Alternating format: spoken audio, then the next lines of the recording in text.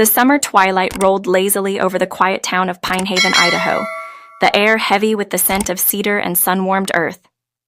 That was the night Clara Holt first saw Miguel Alvarez, the man who would change the course of her life forever. At 22, Clara had just graduated with her teaching degree and returned home to live with her grandmother, Evelyn Holt, in the same creaky farmhouse where she'd been raised. Everything in her life was finally falling into place. She had a job lined up at the local elementary school, a classroom to decorate, and a heart full of dreams Evelyn had helped her build through years of hardship. Life felt safe, predictable, until that day. She and her childhood best friend, Hannah Carter, had stepped off the bus near the construction site for the new community center. Clara's mind was far away, busy with lesson plans and wallpaper colors, when her gaze caught on him. Miguel was unloading heavy sacks of cement, muscles flexing under the burn of the summer sun. His dark curls were damp with sweat, and his skin was the deep bronze of someone who'd worked under open skies his whole life.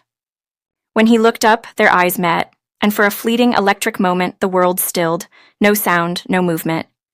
Just two strangers locked in a gaze that felt older than time itself. Someone shouted, "Miguel, come on, man!" He blinked, breaking the spell, and turned away. But it was too late. The moment had branded itself deep into her chest. That night, Clara couldn't sleep. The crickets sang outside her window while she replayed the scene over and over. She told herself it was just curiosity, that she'd forget his face by morning.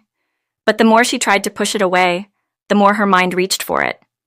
A week later, after a heavy summer storm, Evelyn called for help repairing the roof that had started to leak again. When the work crew arrived, Clara froze. Among them was Miguel. He looked up from his toolbox, that same easy smile on his lips.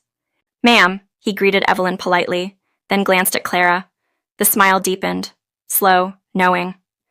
Throughout the day, Clara tried not to stare, but she could feel his presence everywhere. The sound of his hammer, the low hum of his voice, the faint scent of sawdust and soap that lingered long after he left. When she offered lunch to the crew, his hand brushed hers just long enough to make her pulse stutter. That night, as the moon spilled silver light across the fields, Clara heard a soft tapping at her window.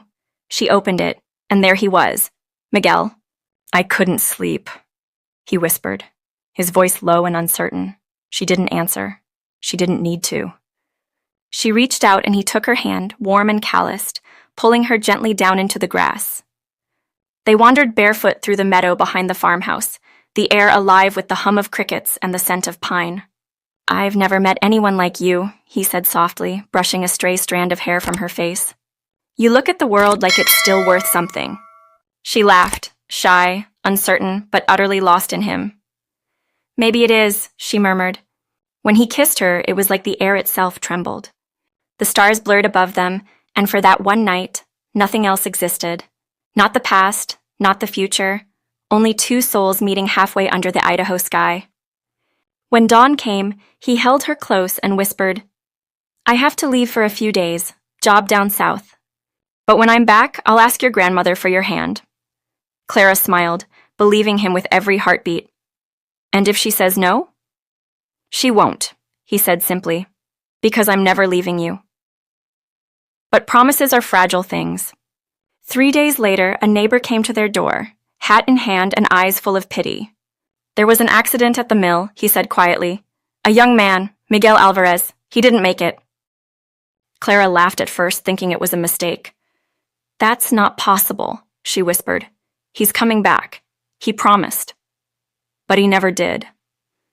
He had been crushed under a falling beam, gone instantly. His body was already being sent back to Texas. Clara's knees gave out. She fell to the floor as Evelyn's arms wrapped around her, but the world had already gone dark. The days that followed blurred together. She barely ate, barely spoke. At night she lay awake replaying their last kiss, the sound of his laughter, the warmth of his hands. Every memory felt like a knife turned in her chest. Then, 3 days after the funeral, tragedy struck again. Evelyn, her lifeline, her home, collapsed in the kitchen. A heart attack. By the time the ambulance arrived, she was gone. At 22, Clara had lost the two people she loved most in the world. She buried her grandmother on a windy afternoon, alone except for a few distant relatives who offered empty condolences and left as soon as the will was read. She learned then that the old house, the only home she'd ever known, didn't belong to her. Evelyn had quietly transferred ownership to her eldest daughter years ago. Her aunt arrived 2 days later, flanked by her husband, with cold politeness. "It's nothing personal," she said.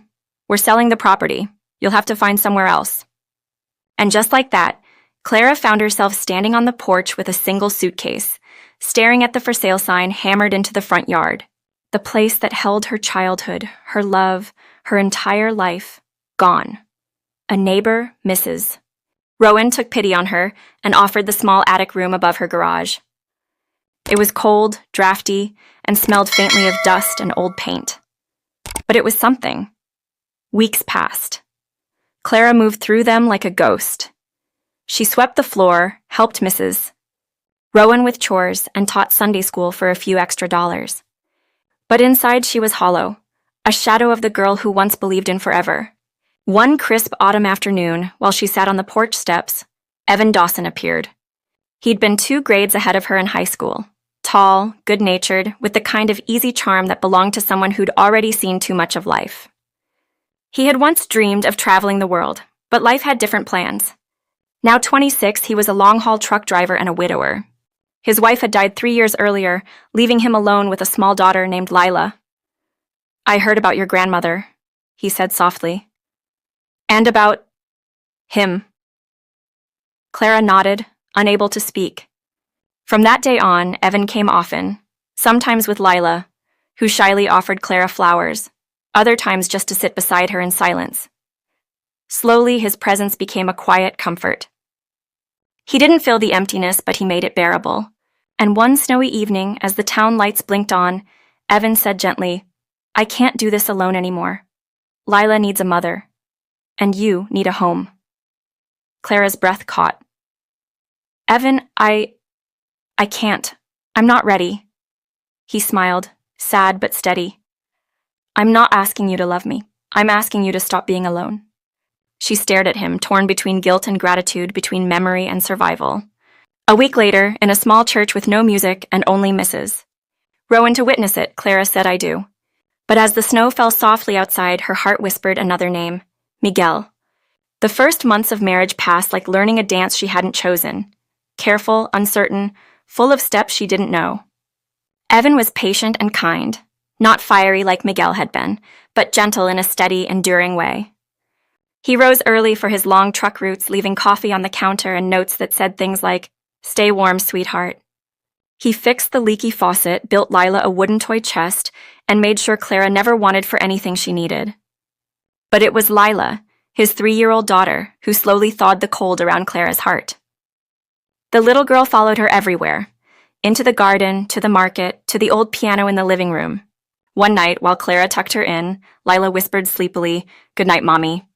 The word hit Clara like a tremor. Unexpected, soft, but deep enough to crack something open.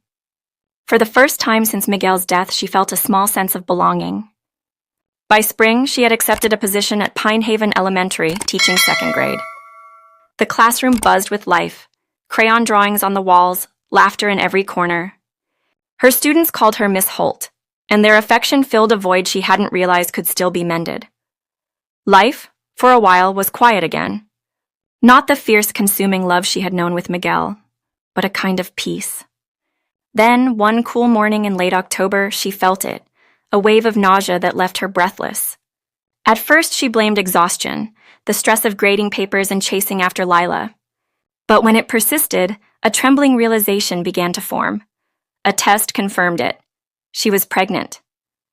When she told Evan, he laughed out loud, a sound she hadn't heard from him in months.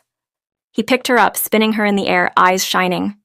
"A boy," he said with quiet certainty, resting his forehead against hers. "I can feel it. A son." She tried to smile, to let herself share in his joy, but deep down fear began to stir. The timing was close. Too close. She did the math over and over. 9 months. The summer. That one night in the meadow under the Idaho stars, Miguel. "No," she told herself, pressing a hand to her belly. "It doesn't matter. It can't." She buried the thought, forced herself to believe the child was Evan's. But belief isn't truth. and truth has a way of rising to the surface. When the baby came, the first snowfall of winter dusted the streets like sugar. Labor was early, only 36 weeks, but the cries that filled the hospital room were strong, defiant. A boy, tiny, dark-haired, and perfect. She turned her head toward the sleeping baby, tracing his small, perfect face. His hair was dark, darker than Evan's, darker than hers, and the curve of his mouth. It was Miguel's. When Evan returned from the cafeteria, coffee in hand, his eyes bright and full of pride, she forced a smile. "He's beautiful," he said softly, kissing the baby's forehead. "Yes," she whispered, voice trembling. "He is." But inside, panic clawed at her ribs. In the weeks that followed, Clara tried to convince herself she was imagining things, that love could look like anyone, that her guilt was twisting her vision. She poured herself into caring for Noah, into keeping the house spotless, into pretending everything was normal. Then, one rainy Thursday evening, 3 weeks after Noah's birth, everything unraveled. Evan had been unusually quiet all day. He ate dinner in silence, barely looking up from his plate. When Clara asked if something was wrong, he muttered, "Just tired," and disappeared into the garage. She tried to ignore the dread in her chest, the heavy stillness that filled the house. Hours later, when the storm outside had grown fierce, he came back in, soaked through, his face pale and hard. "I talked to Irene," he said flatly. Clara froze, the spoon slipping from her hand. "She says the baby doesn't look like me." His voice cracked like thunder. "She says he looks like some construction worker who was around here last summer. You want to tell me why that is?" "Evan, please," she started, but he cut her off. "Is he even mine?" The silence that followed was deafening. Clara's breath hitched. Her throat felt dry, her words like shards of glass. I don't know," she whispered. "It was before you and me. I didn't know I was pregnant until months later." He stared at her, eyes blazing. "Before us," he repeated bitterly. "You married me knowing this?" Tears blurred her vision. "I thought it didn't matter. I thought—" "You thought I'd never find out," he roared, slamming his hand against the wall. A framed photo of their wedding fell and shattered. "You let me hold him. You let me believe." Clara fell to her knees, clutching his hands. "I swear I wasn't trying to lie.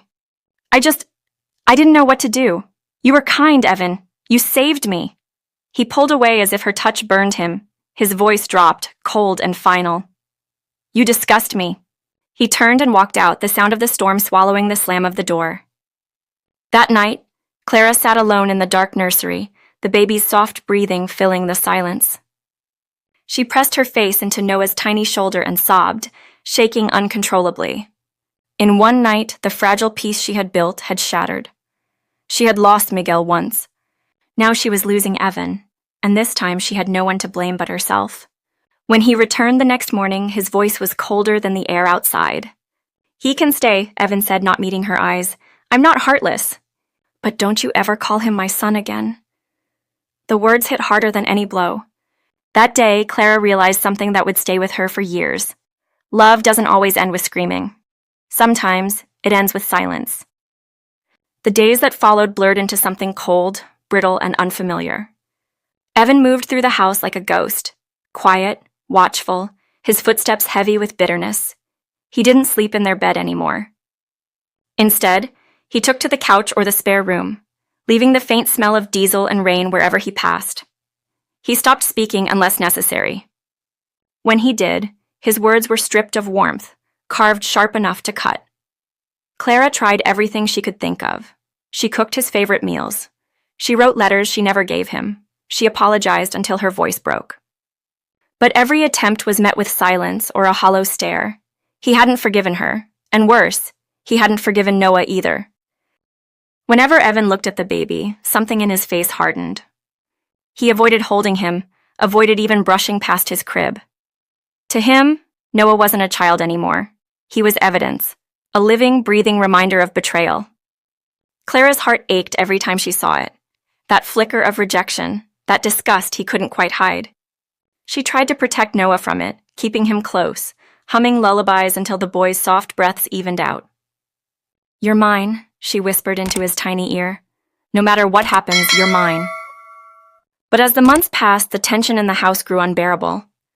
Evan stopped coming home on weekends, volunteering for longer routes, claiming he was needed out of state. Some nights he didn't return at all. Others, he came back reeking of whiskey and road dust, slamming cabinets and muttering under his breath. One night, when Noah was barely 6 months old, Evan came home later than usual. The headlights carved angry lines across the living room walls. Clara stood in the doorway holding the baby, her stomach tight with dread. "Where have you been?" she asked quietly. "Does it matter?" His voice was sharp, the kind of voice that fills a room and leaves no air. "You don't get to ask questions, not after what you did." "Evan, please," she begged. "I told you the truth. I never meant for this to happen." He laughed bitterly. "You mean you never meant to get caught?" Then without warning, he grabbed his coat and keys again. "I'm done living like this," he said, his tone flat and cold. "I'll keep paying the bills, but when I'm here, don't speak to me, and keep that kid away from me." The door slammed. And for a long time after that, Clara stood frozen, Noah's tiny fingers tangled in her shirt, her tears dripping silently onto his head. Years passed. Slowly, painfully, the sharpness of Evan's hatred dulled into indifference. He was rarely home, and when he was, he treated Clara more like a tenant than a wife. They barely spoke beyond simple exchanges about groceries or bills. Noah grew. First steps, first words, a first smile that could light up even the darkest days. He had Miguel's eyes, the same deep brown that seemed to hold every star in the Idaho sky.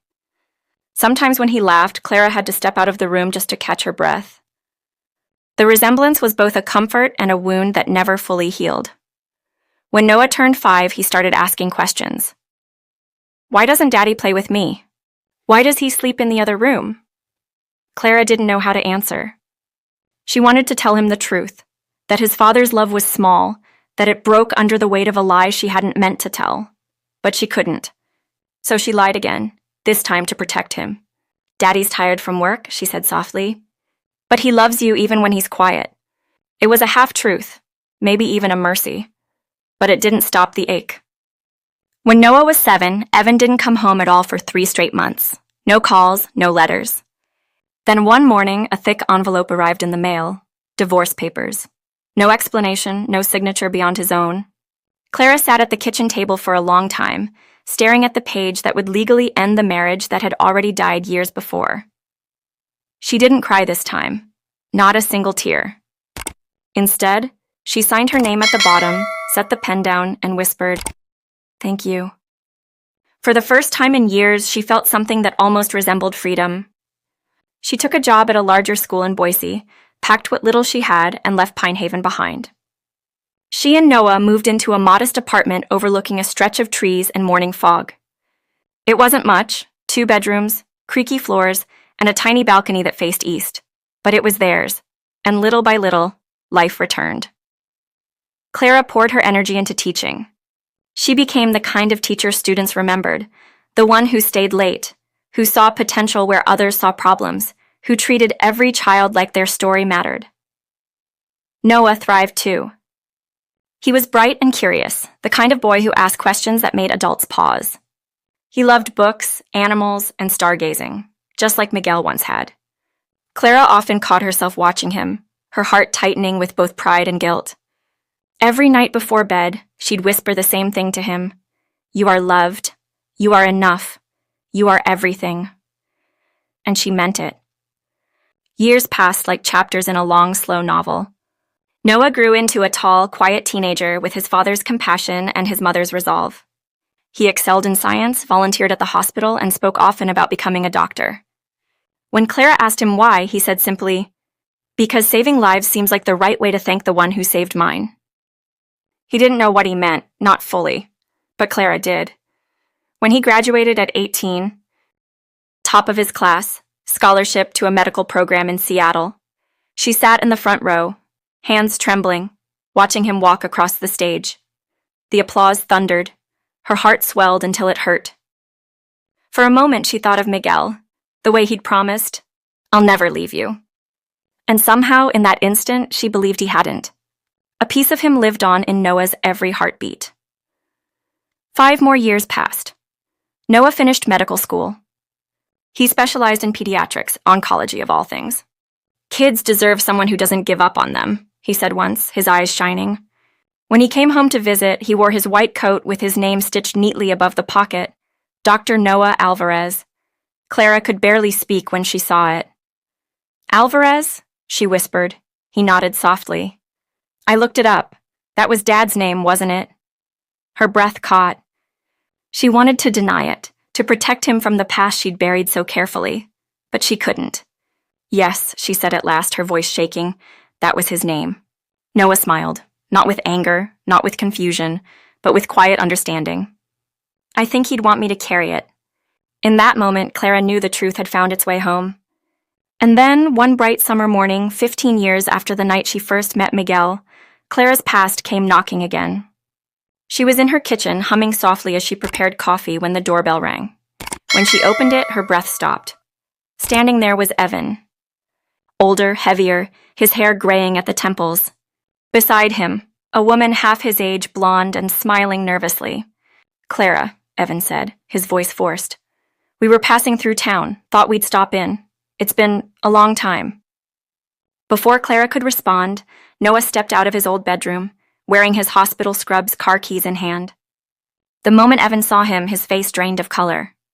His new wife blinked, confused. You remember Noah, Clara said quietly, her tone unreadable. Evan's mouth opened, then closed. He looked like he'd seen a ghost. You're a doctor? Yes, Noah replied calmly. Pediatric oncology. I just finished a 12-hour shift. He met Evan's eyes. We save kids like me every day now. Evan swallowed hard. Like you? Noah smiled faintly. The kid you once told my mom not to call your son.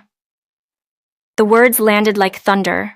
Evan's face flushed with shame. The woman beside him took a small step back. Clara said nothing. She didn't need to. The silence said everything. After a long, suffocating pause, Evan muttered, You turned out good. No, Noah said softly, his gaze unwavering. I turned out great, because she never gave up on me. He glanced at his mother, eyes warm, then nodded toward the door. I have to go, Mom. I'll call you after my shift. And just like that, he was gone, leaving behind only the echo of truth. Evan stared after him for a long time, his mouth working uselessly, then turned back to Clara. I didn't know, he whispered. No, she said simply. You didn't want to. Then she closed the door. That night, as the sun sank behind the Idaho hills, Clara stood by the window and watched the light fade. Her heart was quiet, steady. She had lost so much, love, home, family, but what she'd gained was stronger. She had built something from ashes, raised a man who carried the best parts of two people, Miguel's fire and her own endurance. As the first stars blinked awake, Clara whispered into the stillness, You kept your promise, Miguel. You never left. And somewhere beyond the horizon, carried on the wind, she could almost hear his voice, warm and sure, saying, I told you I wouldn't.